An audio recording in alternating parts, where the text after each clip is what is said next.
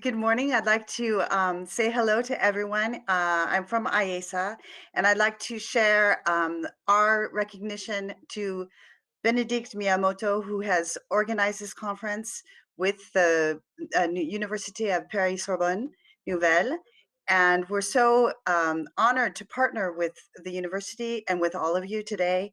I'd like to thank Adriana Turpin, who has been an integral part of IESA teaching at the International Department, Nathalie Moreau and Elisabetta Lazzaro, who have put together these workshops. And over the years, I've had the honor of participating in them.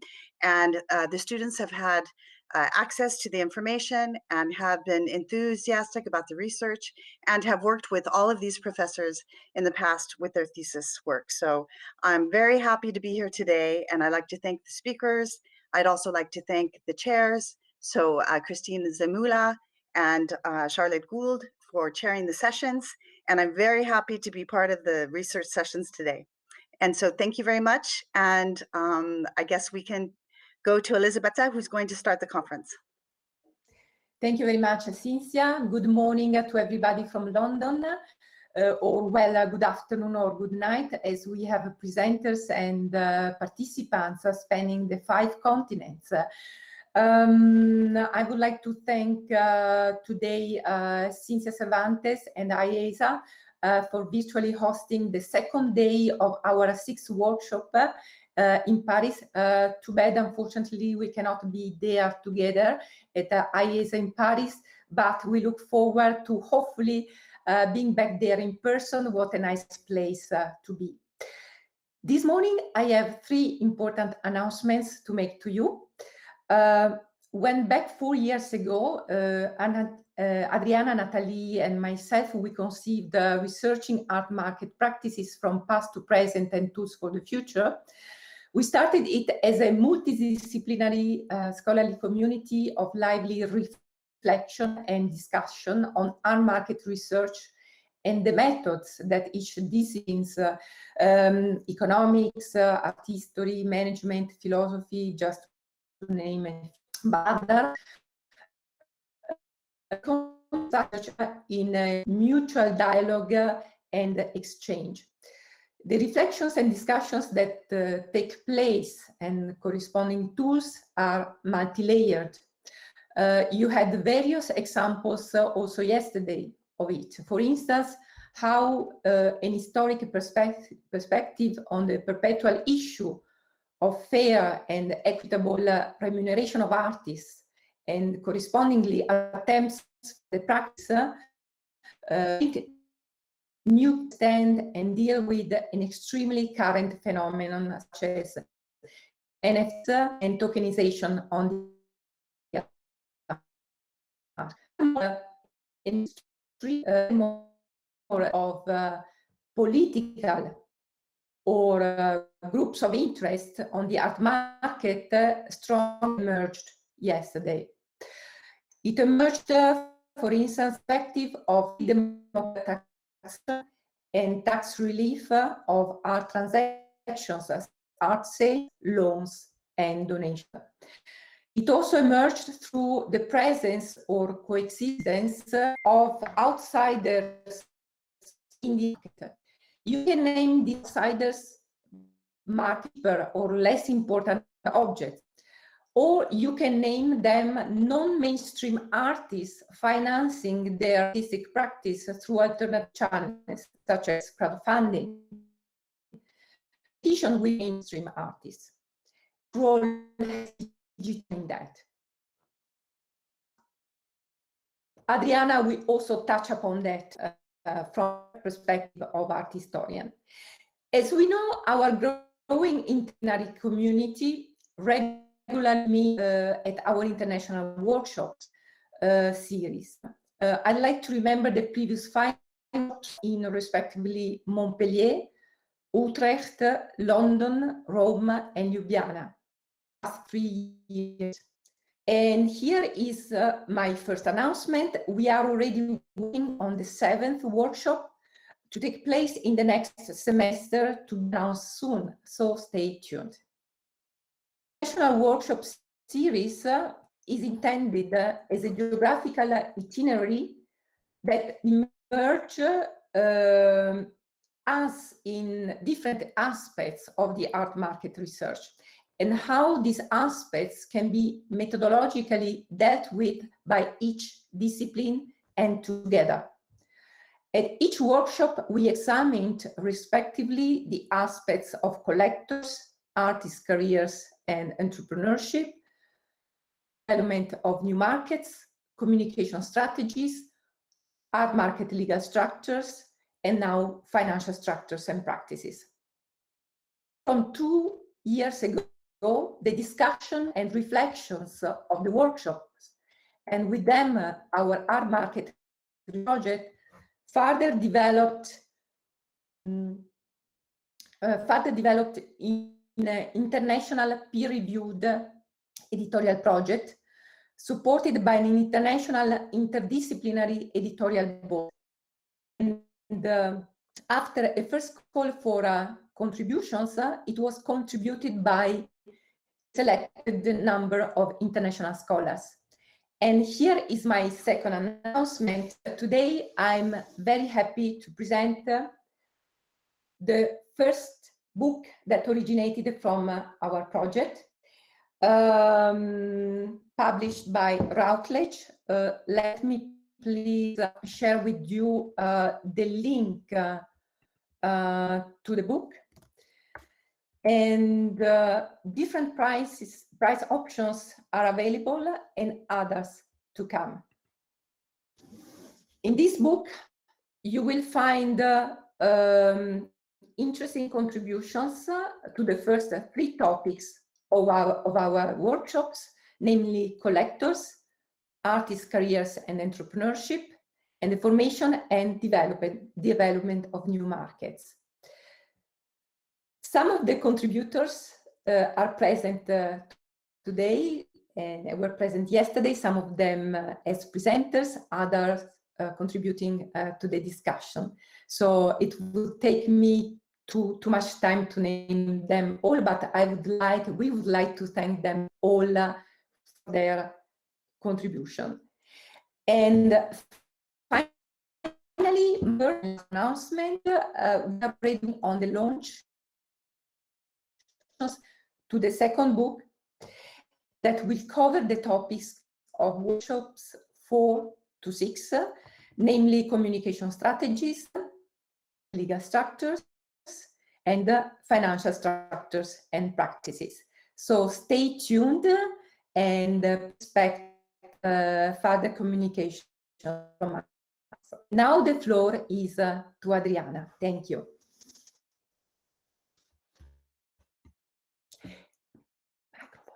The microphone, Adriana, please. Microphone. Famous it, thank you. No, Benedict was going to say some words and welcome to all the people who are joining us on YouTube, in case there are people who yesterday weren't here, and just explain a little bit about that. Yeah.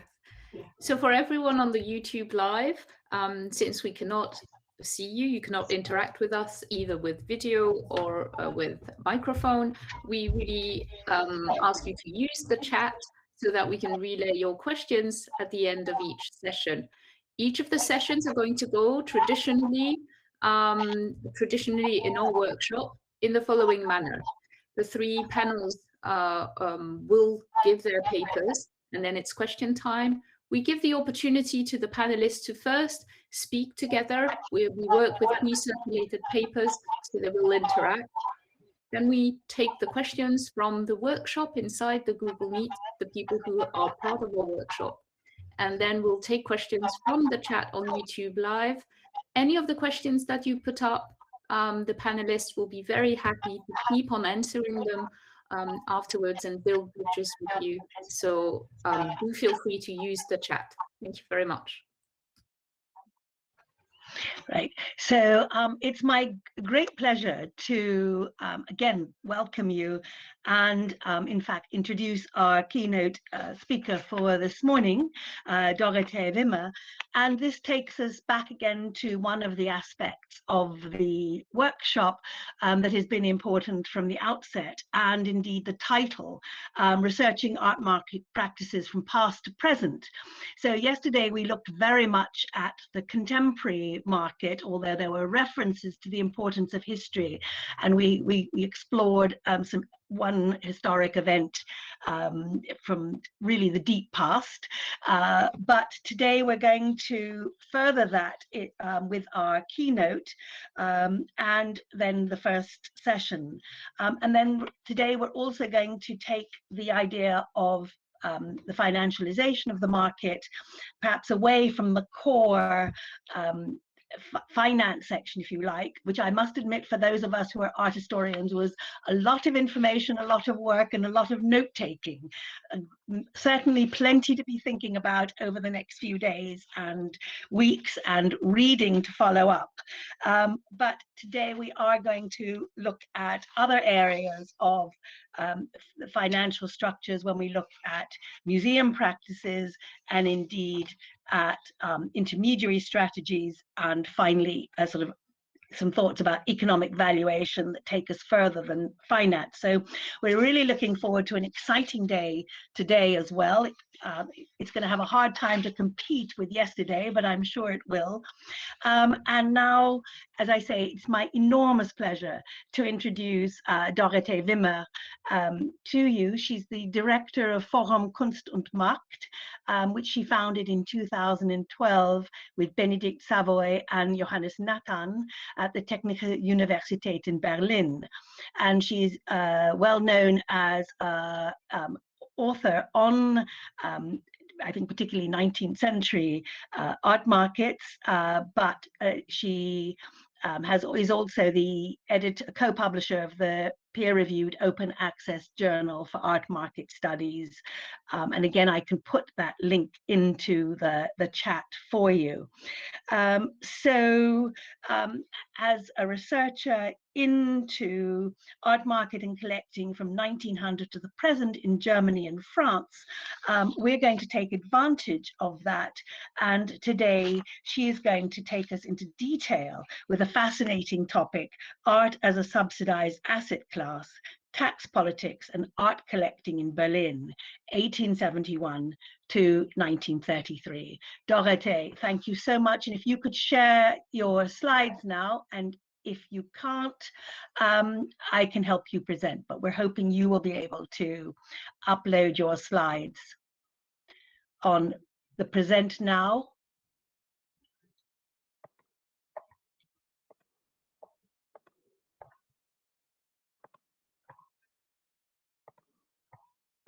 So if,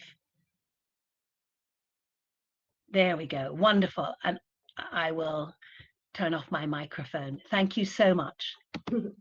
Yeah, Adriana, dear Adriana, many thanks for the invitation to the organizers, to Adriana, to Benedikt, and all the other organizers. It's a pleasure to be here today and to give you some introductions to the tax, politics, and art collecting in Berlin in former times and in the beginning of the German Empire, which started much more later than the French Empire and the Great Britain Empire.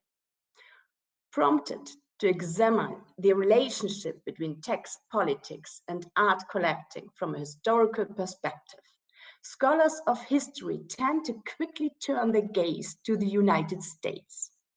In short, art promotion and art collecting are not regarded as a direct responsibility of the American government, but rather as something to be indirectly subsidized through American tax policy.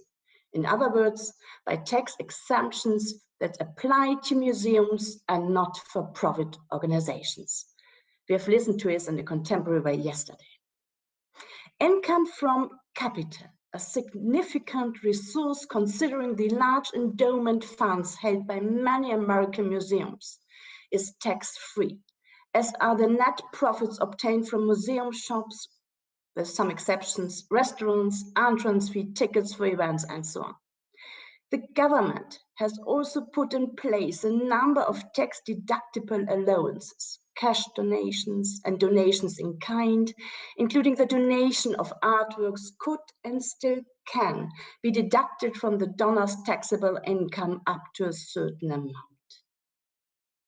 Income and inheritance tax were first introduced in the United States in 1913, which essentially means that tax authorities allowed the concentration of capital in a small number of private hands on a virtually tax-free basis for almost an entire generation in the era of American big business. This proved to be something of a bonanza for the British art dealer Joseph Duveen, who made a fortune buying up paintings and indeed entire collections from members of the European nobility and then selling them on to American millionaires such as Henry Clay Frick, William Randolph Hearst, Henry Huntington, John Pierpont Morgan, Samuel Cress, Andrew Mellon, and John Rockefeller.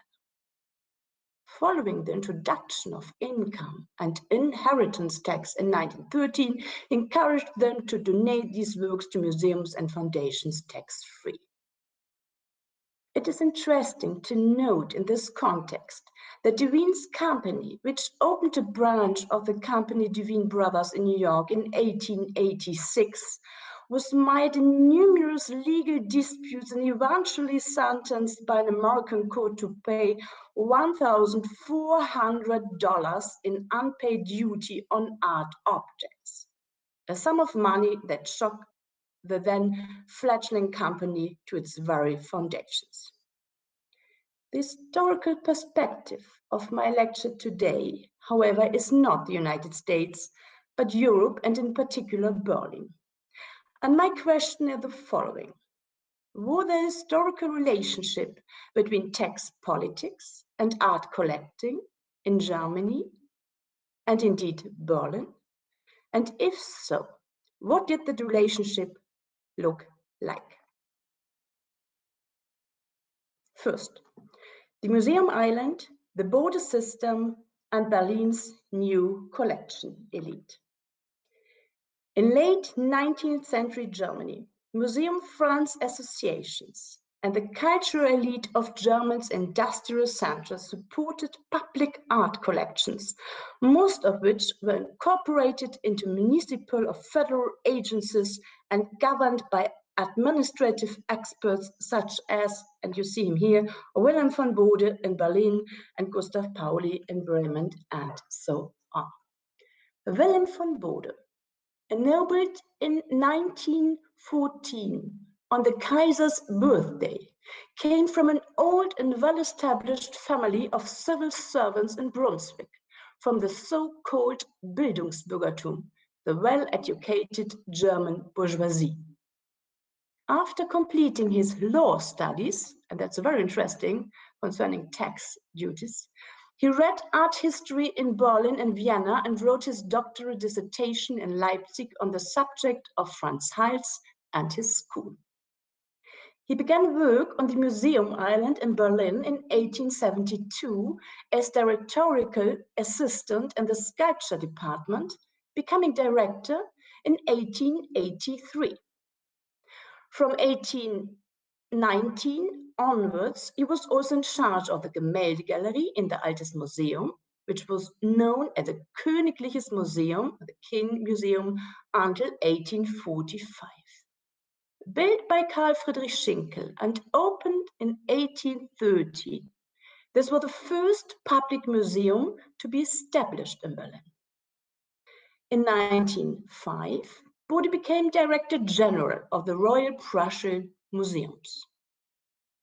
He began his working life during the so-called Gründerjahre, the founding years of the German Empire, during which Berlin experienced an economic and political boom. However, as the Imperial Constitution of 1874 had declared art and cultural politics a matter for the individual states, very little money was spent by the Empire, the German Empire, on the promotion of art in Germany prior to 1914. The Museum Island, located opposite the Berliner Schloss, the residence of the German Kaiser, who was at the same time King of Prussia, were therefore not financed by the Empire, but by the Parliament of Prussia. When Bode entered the administration sector of the Prussian museums, the acquisition policy of the Director General at the time, a former Prussian ambassador to the Italian court, Count Guido von Usedom, who lacked the academic competence of an art historian, was to continue with the collection of copies from the era of Friedrich Wilhelm I, which have survived until today in the Belvedere at Potsdam. Bode, on the other hand, being a qualified art historian, pursued the aim of purchasing original Italian and Dutch works of the old masters for the Museum Island in Berlin. Thanks to the advocacy of Crown Prince Friedrich Wilhelm, who had been chief executive of the Royal Prussian Museums in Berlin since 1871, and thus Bode's superior, Bode was given roughly a 500% increase in his budget, from 200 to 108 thalers per annum to fund the museum's acquisitions. Furthermore, on his journeys of inspection to countries such as Italy, France, and England, where Bode went in search of opportunities to purchase original works of art, he systematically fostered his relationships to art dealers and private collectors in Europe. By doing so, Bode, who was also called the Bismarck of the German museum system, laid the foundations for his quasi-autocratic position in the network he had cultivated within the international art market. Even though he had negotiated an increase in the state-financed acquisition budget, prices for old master pictures were quickly rising. He was therefore able to adhere to his acquisition policy for the museum only by virtue of patronage, mostly from the new Jewish business elite in Berlin, which he had skillfully recruited into the Bode system, as it was called. Integral to this system was this concept of how to design the interior of the Kaiser Friedrich Museum for Renaissance Art, initiated by Bode and completed and opened in 1904, so as to create a forum of collective ownership with individual prestige. By means of the salon-like ambience, which he created with the furnishings and fittings necessary for this museum, Bode emulated the interior decoration of Berlin's financially powerful upper class, which he knew how to advise and influence in his pursuit of acquisitions. Now we have an example of the living room in the house of the State Council von Kaufmann in Berlin.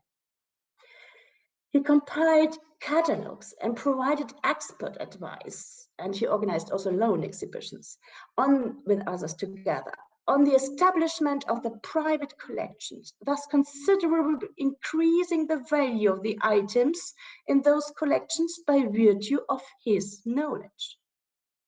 At the same time, he advised them on how to build up their collections and introduced them to art dealers, thus cultivating an international network of contacts in his role as diplomat, museum director, and dealer.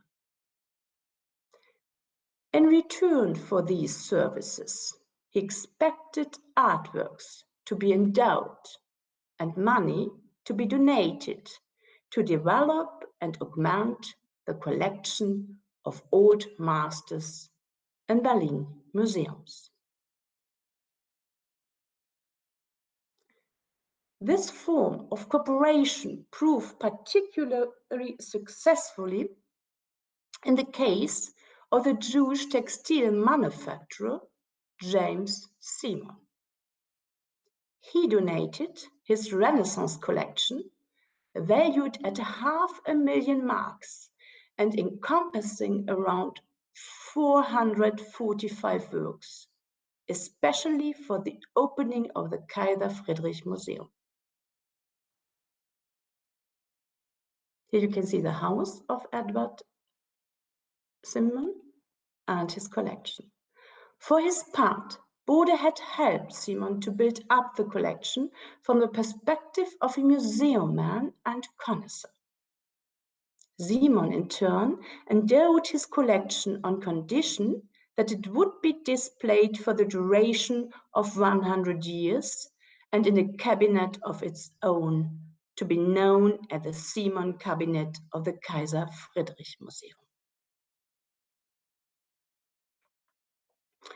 It was a manifestation of Bode's method of internalizing the taste of the upper class, orientated towards private Parisian collections as a suitable setting for the museum presentations.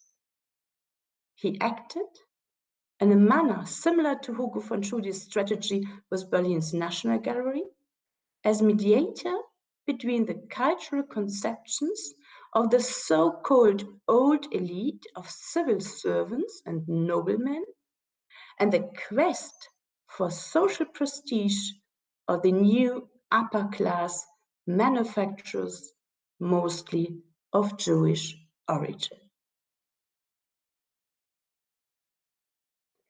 In addition to documenting and safeguarding the economic and social advancement, constantly jeopardized as it was by latent anti-Semitism, Jewish manufacturers aim to contribute through social and cultural patronage to the harmony and stability, not only of their own social class, but also that of the whole of society and thus of the Prussian state. In the course of events, their public endowments and donations went hand in hand with social accolades, although not all of these donations were publicized due to the growing anti-Semitism in the German Empire. And also Bode, and they have published it now in an exhibition. You can see it in the digital way. You could see it also in the digital way in former times. Bode also was an anti-Semite.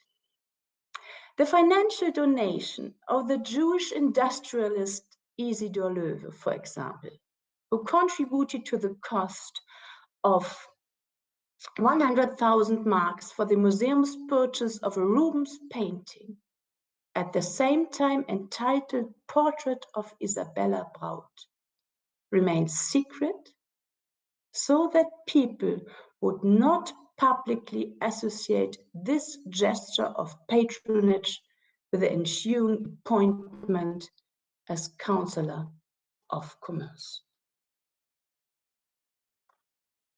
This situation was all well and good for Bode, but toward the end of his life, he complained in his memoirs that, unlike his supreme commander, Wilhelm II, who was not required to pay any taxes himself, many politicians, cultural officials, and private collectors had little or no understanding for the fact that the donations which Bode requested, or rather demanded, that private collectors give to the museums, citations, were nothing more than considerations for the favors and benefits that the donors enjoyed by employing me to collect on their behalf. One should not forget that they saw the value of their collections increase by hundreds of thousands or even millions, while their gifts to the museums only amounted to a small percentage of those sums, if they could be persuaded to give at all. End of citation. We are therefore left to ponder the question of why the donations from the entrepreneur and Berlin's most important James Simon, who donated his complete Renaissance collection to the opening of the Kaiser Friedrich Museum, remained the exception rather than the rule. With the huge increases in wealth it experienced at the end of the 19th century, did the commercial bourgeoisie place an emphasis firmly on capital investment, even when it came to collecting art? This is the point at which tax policy came into the equation, reaching a key turning point in Prussia at the end of the 19th century. The Great Tax Reform in the Kingdom of Prussia of 1891 and 1893. In November 1870, the North German Confederation had concluded treaties with the southern German states in which they agreed to join the North German Confederation. Following the ratification of these treaties, the German Empire came into being on January 1871. Officially proclaimed in Versailles, it's a proclamation of the King of Prussia, William I, a German empire. The constitution of the new German Empire also governed fiscal federalism. To enable the empire to carry out the task incumbent upon it, chiefly the conduct of foreign relations and national defense, the government was entitled to receive custom revenues and indirect taxes, as well as surpluses from the post and telegraph services and the railways in Alsace-Lorraine. In contrast, the federal states and municipalities were able to cover their financial needs by levying direct taxes. The individual states also agreed to pay a fixed annual contribution, known as a matricular contribution, to the imperial government to top up its finances, though this would lead to problems as the years went by. The growing debt burden in the Prussian state caused Johannes von Michael, who had been appointed Minister of Finance by the Prussian King William II in 1890, to undertake a fundamental reform to income tax. Von Michael sympathized with the left. He was an active member of the Communist League in the early 1850s, and he co-founded the National Republican Party in 1866, which he subsequently allied with or brought closer to the Conservatives. We can see here a caricature from Franz Luther. How peacefully the dear little sheep graze. Now we want to give them some rest, but after the holidays they should be shown properly.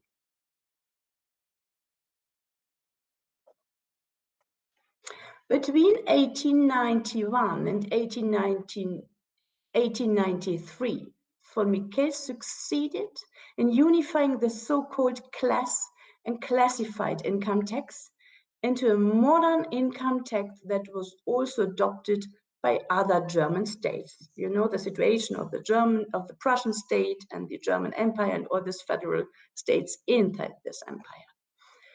Miquel's tax reform of 24 June 1891 did not primarily aim for higher tax revenues, but for greater clarity and above all, fairer assessment.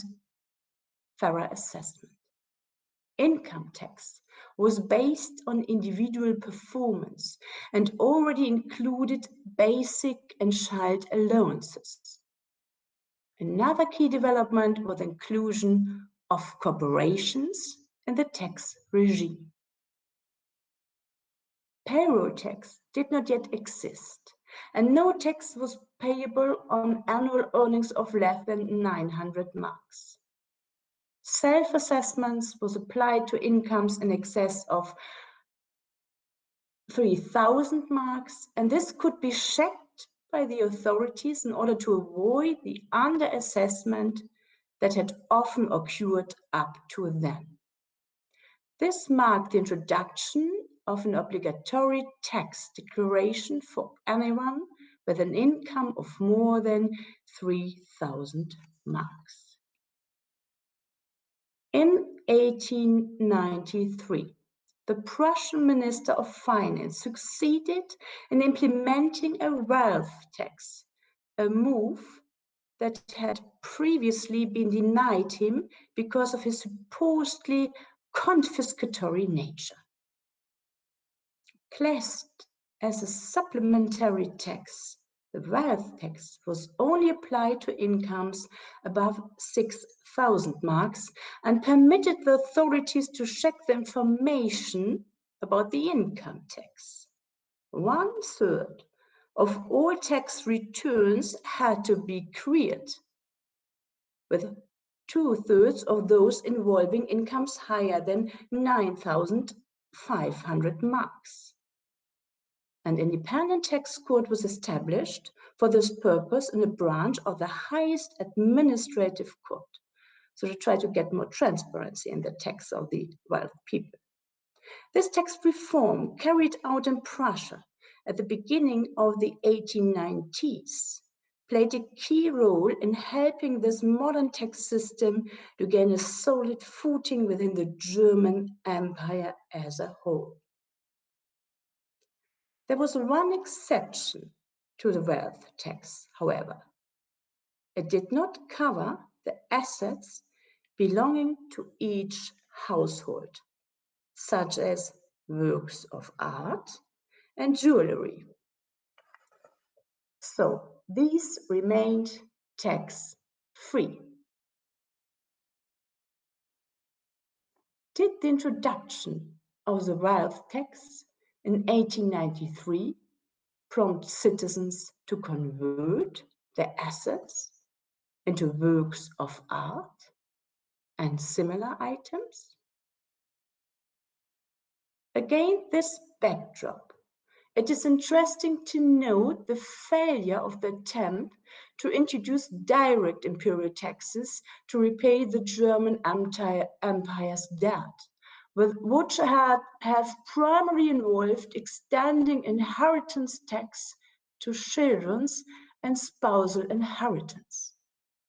On 24 June 1909, the German Reichstag rejected this inheritance tax because the conservatives, the centrist, and the Polish faction had voted against the bill. As a result, ascendants, descendants, and spouses remained exempt from inheritance tax in the same way as public collections of art or science, for example. Tax, politics, art collecting, and the border system. Considering the fact that all these tax reforms had a far greater public resonance and an effect on the wealth of rich citizens, Willem van Bode could not have been uninformed of the charges. Against this background, it is now all the more interesting to take another look at the Bode system. He tried to achieve his goal of involving the rich citizens in the development of a public collection for his prestigious project, a museum for Renaissance art, what's now the Bode Museum, the former Kaiser Friedrich Museum. And he's involving to do this in two ways. In 1897, he founded an association, the so-called Kaiser Friedrich Museums Association.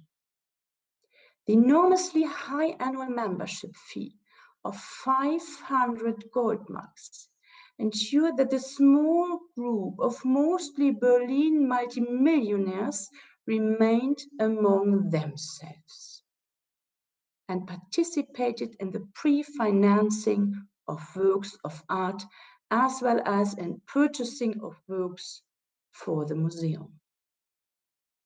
In return, Bode, who acted as an expert and commission-free trader, but that's not really the truth. We now know that he got money by giving expert, and he gives also this money to his museum. But it's another thing, and it's a new research of Maike Hopp. She will present it next week. In return, Bode advised this upper middle class in setting up their own private art collections. And for these collections, he has done it really commission-free because he wanted to get them for the museum. Thus, after the introduction of the wealth tax in 1893, the latter were able to rearrange the capital tax free and even profitably increase their assets that were invested in works of art due to the expertise and networks of Willem van Bode. Despite all these distinguishing needs of the upper middle class elite, despite all the commitment of Jewish patrons, in which specifically Jewish traditions of charity were combined with a desire for prestige and social recognition, donations from the entire private collections remained much rarer than Bode had hoped for. For example, the ironworks owner Oskar Halczynski preferred to keep his works of art as capital investment, not only in his private villa, but also in his private assets. And the collector Wilhelm Gambrecht preferred to have his works of art auctioned by Cassirer and Helbing in 1918 because of the increase in value. Oskar Halczynski, in turn, had to have part of his artworks auctioned off after he lost his entire Upper Silesian property due to the referendum in Upper Silesia in 1921. This spectacular auction was also organized by Cassirer and Helbing in 1928, 1 year before Bode's death.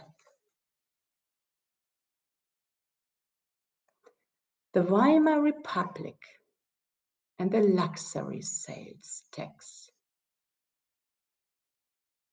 The luxury sales tax of the Weimar Republic can be seen as a direct reaction to the luxury consumption by the upper middle classes who had acquired the immense wealth during the founding period of the empire, as told.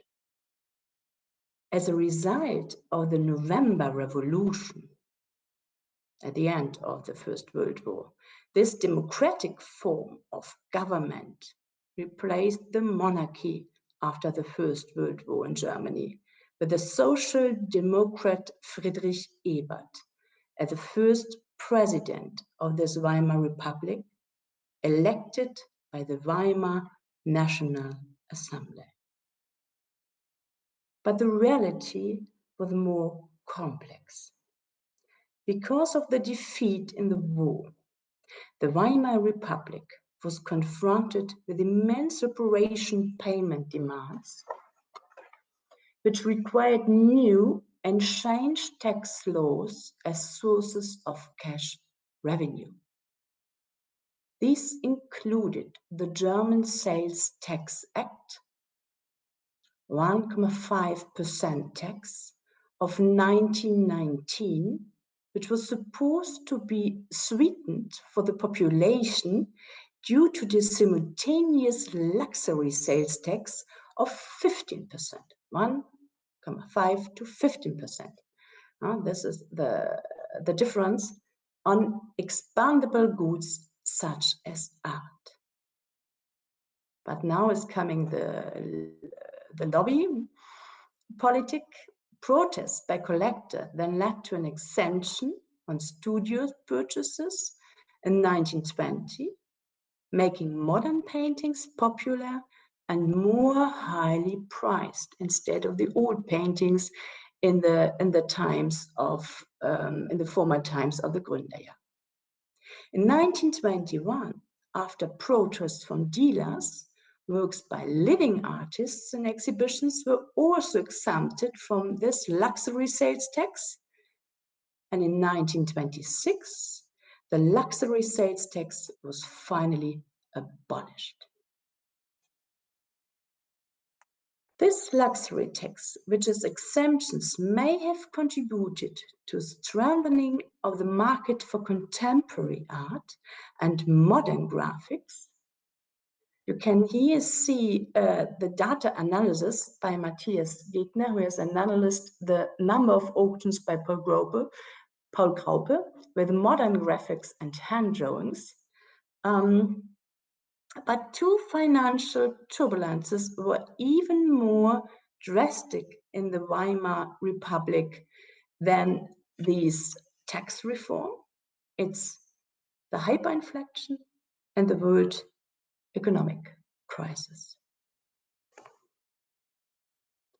You can see here the dramatic of the hyperinflation in Germany in 1923 led to large asset losses and a threatened inflationary sell-off of so-called national art holdings, especially toward the United States, despite the export ban on national valuable objects and the luxury tax, making a currency reform necessary in 1923. This led to a slow stabilization of the auction market from 1924 onwards, and you can see it also here in this picture, that the people also in Germany, they will sell artworks, but they will also buy these modern and much more cheaper graphics and so on after this hyperinflation. This led to a slow stabilization of the auction market as well as a renewed international activity until in 1929, the world economic crisis led to a stagnation and subsequently to a mostly very low priced activity. When the economy slowly began to stabilize again, the National Socialist dictatorship set in motion, steering levers of a completely different dimension in order to make the art market as docile as possible for itself and its mania for robbery, destruction, and collecting. but that is another chapter altogether. At this point, I would like to say thank you very much for your attention.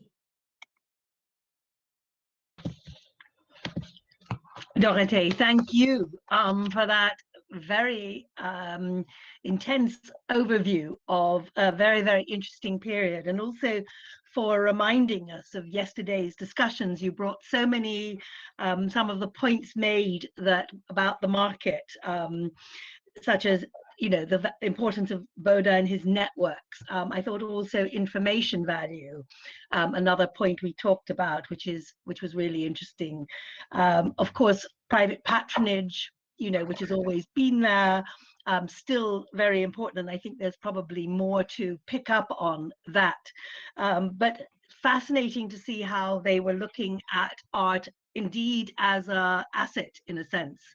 And I think I'd like to ask you maybe to talk a little bit much more about that when you're talking about the reaction to the taxes. You know, obviously art as movable objects one can sell, and maybe there's more depth to explore about how they, you know, how they actually use this in a sense almost as an asset, and did they see it as an asset, or it was something that just was a buy line. So maybe that would be a good point for us to start the discussion. If the group inside the workshop could turn on their videos so that we all are here, yes, and present, we can join in the discussion, and I will also keep an eye on the chat, and also on the chat in the YouTube as well. So let's start talking, because we have a wonderful amount of time to take up some of the points you've mentioned, and again, challenging our ideas perhaps of the past. So maybe we could start at how they, whether they were looking at art as an asset class in order, you know, buying and selling it in response to these, as these taxes come in. Did that transform their view of art? Did it become more of an asset, a commodity? Yeah, many thanks, Adriana. It's really, we know much about the reactions to the luxury tax reform because we have the databases.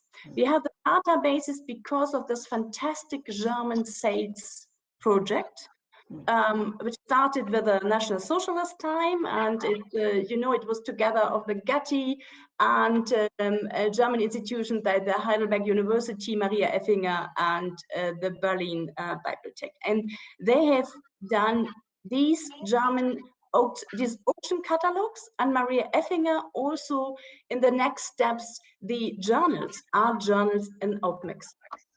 And then they started to get the money for the former times, but in the 20th century, not the 19th century. Okay. We have really these problems with the 19th century. Yeah, so we need and we wait for getting the funding, because it's done for just to the end of the 18th century. You know, the Getty Provenance Index, yeah, and then Professor Gatkins went as director to the Getty and said, oh, we must restart it, but he get the money for the former Third Reich, you know, for these problems of restitutions. He could get the money from the trustees, and the German foundation, the DFG, gave the money. And so we have problems in the moment to find enough data for the times at the end of the 19th century, but we know about the problem that Bode had with his collectors, that they didn't give them the collections to him, and Simon is really an exception. Yeah, he has given this because, you know, there's anti-Semitism at the time,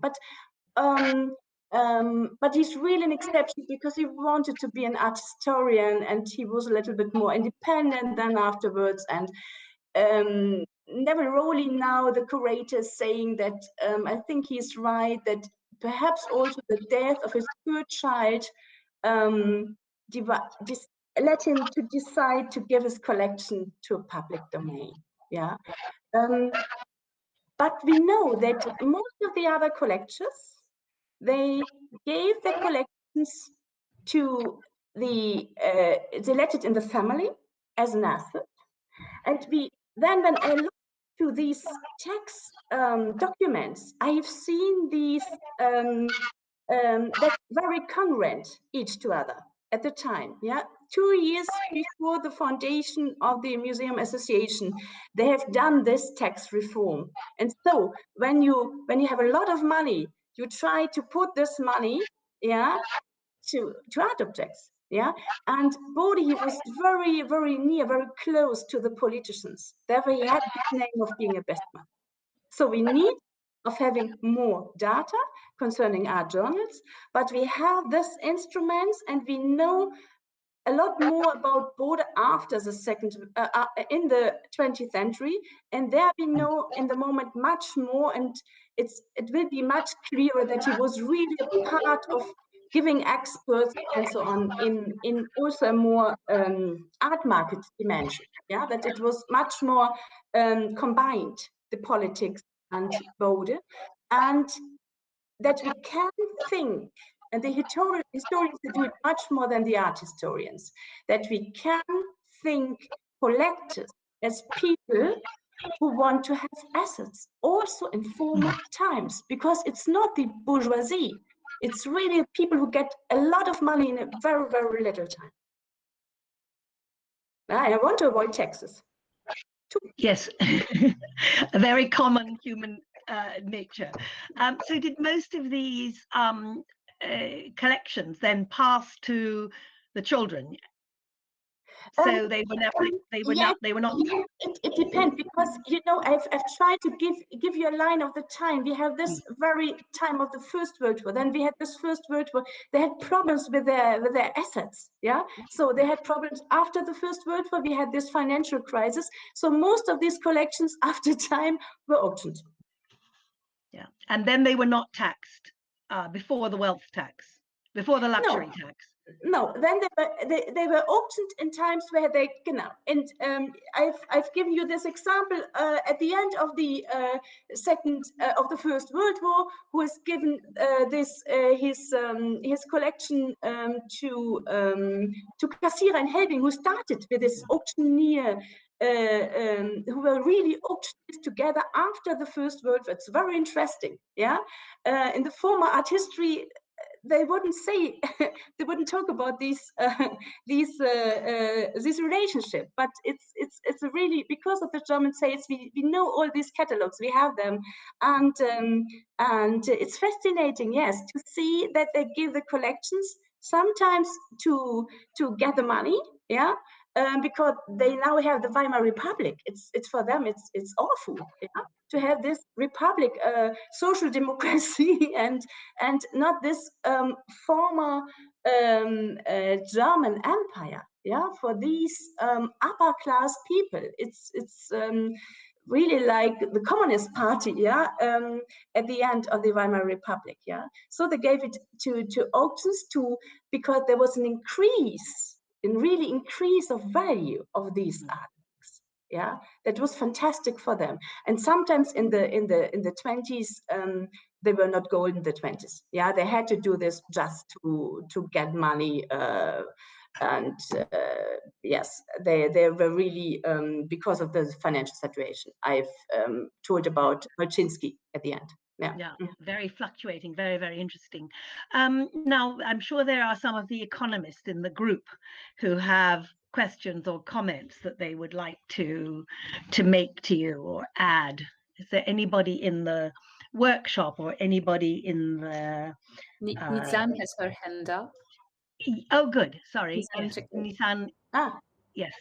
Hi, Dorothea, thank you. This was fantastic.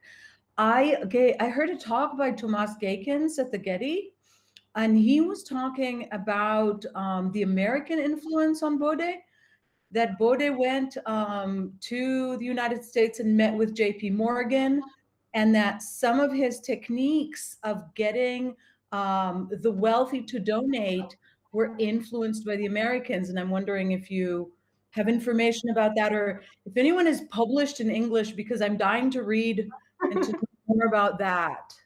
I think it will be published at the end of the year. Yeah, it will be published in a book. I will send it to you. Yeah, they can send it to all to the organizers, and they can send it to you, or we have all the email addresses, and so I can send it around. And because I found it really very interesting what you said yesterday, because these text developments are for me very interesting concerning art market, concerning art collectings, because the state tries to control in two manners: the property, the art property laws. They are the art property laws, and the first art property law was in Germany after the First World War. Yeah, it's very interesting, because then Bode in the first time, Bode tried to have this international relationships. And we perhaps also know this research of, and you know, Valentina, who was second Bode, yeah, he went to the United States, yeah, and he introduced this there. And you can see in the Getty archives, you can all these expertise of Bode and Valentina and so and Lynn Catterson, he has done a lot of research concerning Baldini and Bode. Yeah, so we have in Duveen and Bode, we have all these systems. We have Böhler and Bode. There's really a network also in this contemporary times of today. We have all these networks in this former times at the end of the 19th century, which was a booming art market time because of this wealth people who get her money in a very, very short time. Yeah, and Bode first, he liked it to have this people in the United States and to have this relationships, but he always tried to get the best paintings for Germany, for his museum. So this system, because Baldini is handling also with copies.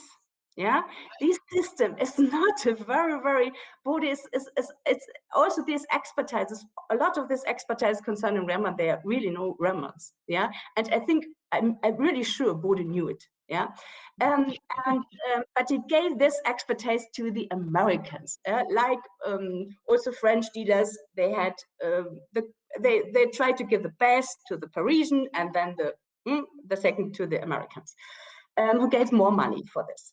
But after the First World War, Bode was not amused about the situation in Germany, because, you know, the end of the monarchy will be the end of the monarchy collections. And it was a very confusing time, you know, this November Revolution in Germany.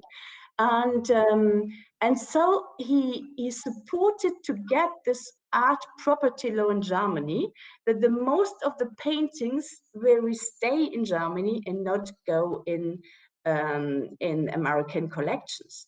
But never mind, because of this financial crisis in Germany in 23, yeah, the most of these I've given you a screenshot of these many auctions. Yeah, the most of these paintings or artworks went to the United States, because they had the money, and for them, this money in Germany, which is nothing very, nothing well, for them it was a fantastic possibility to get all these artworks. Yeah. And of course, liquidity of capital is always incredibly important, and the German industrialists had it, and then of course the Americans had it, and also value exchange is very, very different, and it's always so fascinating, you know, how much people are prepared to pay. You know, and the Americans should just change the market completely in the same way, and we've seen that repeated, of course, in contemporary markets. We don't need to emphasize that. How many are there people who would like to ask a question? If I don't see your hand, do remind me in the chat. And we also have we are hoping that people are going to be adding questions in YouTube, and you're going to be joining in this discussion. So, you know, get typing, because we want to open it up as much as we can. We do it as well. So, but if not, maybe I'm just, Benedict, should we just let people go early and maybe people want a coffee break, and we always use time. There's always discussion gathering momentum as we go. But as I said, I think and again, perhaps reminding us what we talked at yesterday with government intervention and the finance as part of a larger world, living artists too. And this was something I thought was really particularly interesting, this idea of, you know, supporting living artists, and that comes out of also tax. So maybe before I finish, maybe one more question.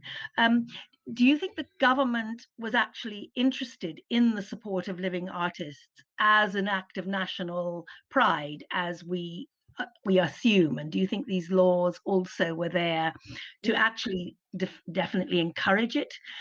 Because I'm slightly intrigued if Bodo was so close to the government. Again, maybe this is another reflection. Did he not understand the implications that these wealth taxes were going to have, that if they could not pay tax on their art, they wouldn't want to give it? Sorry, that's two questions. It's a very, very good question, because that depends on the political system.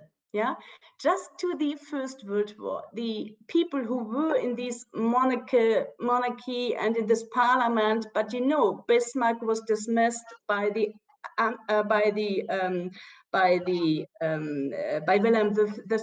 He had the power to do this. It was a monarchy, and all these people who were there, they were rich people, and they had a lot of wealth, and they were not interested in changing these dimensions. Yeah, but after the First World War, it was a republic because of the revolution, and these Weimar Republic, yeah, they tried to support the contemporary artist. It was social democratic thinking of art, and therefore this luxury tax, which I mentioned, it's very, very interesting, because there they tried, because first they supported only the artist. You could buy the paintings directly by the artist and avoid this tax of 15%. So you have, because these old paintings were so high priced, you gave your money, and also the museums like Judy, they supported it with the National Gallery. You gave your money to collect contemporary artists. Only because of this dynamic of the Weimar Republic, we don't have fantastic collections now, because you know the crisis at the end of the Weimar Republic and then the National Socialism. But they began, also Jewish collectors, they began to build contemporary collections, and that is fantastic that you can support by tax reforms the way people invest their money in art. Fascinating. Okay, yeah. Elisabetta had a question. Elisabetta, would you like to turn on your microphone? Thank you, Adriana. Interesting point, Dorothea. From a democratic perspective, I wonder how these living artists were channeled to potential collectors. Because if you had established gatekeepers,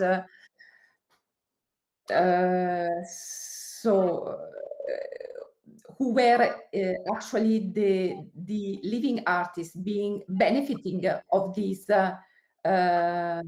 tax reform. Okay, they have done, because after the First World War they were the poor, and they have done a lot for living artists, also give them fundings, yeah. And then I've mentioned the luxury tax. That's, you have to pay when you buy an artwork. You have, in Germany, you had to pay after the First World War 15% of tax. But in 1920, you didn't have to pay this tax when you directly bought the painting from the artist. So you went to the artist directly. You know the galleries, yeah, you know the art, but you went directly to the artist, the contemporary artist, and you bought these artworks. Yeah, but and you avoided the tax. And they have done it. And that, but how to, I mean, how to reach out the living artists, because if they were the unsuspected ones, so promoted by established the established art system, established galleries, the group of interest were still there. I mean, and only one part of living artists could benefit of this tax relief, and not all of them. But there will also a changement in the galleries. As I've told, Cassira and Helbing, they've done a lot of auctions, not exhibitions at that time, auctions. And there were new gallerists who were coming and who were supporting the expressionism and the Dada. They have done a mess and exhibitions, and because 1 year after you could buy it directly from the artist, there were protests of the galleries because they said, oh, we do a lot of support for these artists.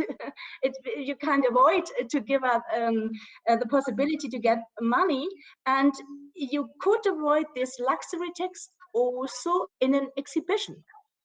So they exhibited the artists. The artists get a part of this money, the galleries get a part of the money, and you could avoid this luxury tax only for contemporary artists. And it's really anything which the Weimar Republic has done for the contemporary artist. It was an aim to support contemporary artists. And it was really new in the German history that a government supported contemporary artists. And you know, all these developments, all these exhibitions, yeah, at that time in Berlin, you can see them also in this background, of tax, luxury tax reform. Fascinating. Well, I can see there's going to be a lot of data analysis going on with those facts and figures to pick up on Elisabetta's points. Which artists, which exhibitions, how did they do? Lots of MA and PhD theses, I think, coming out of your. We are starting with that at the moment because we have the German sales databases from Maria Effinger. I think last year they opened it, they finished it, and Maike Hopp started together with me, but it was her idea. He's our new digital provenance professor, and he started to do research in these databases with the students. And what I've shown to you, this Matthias Gegner, is really a student who had looked at Paul Graup, and it's fascinating what you can do with these German sales data. So we have a lot to do.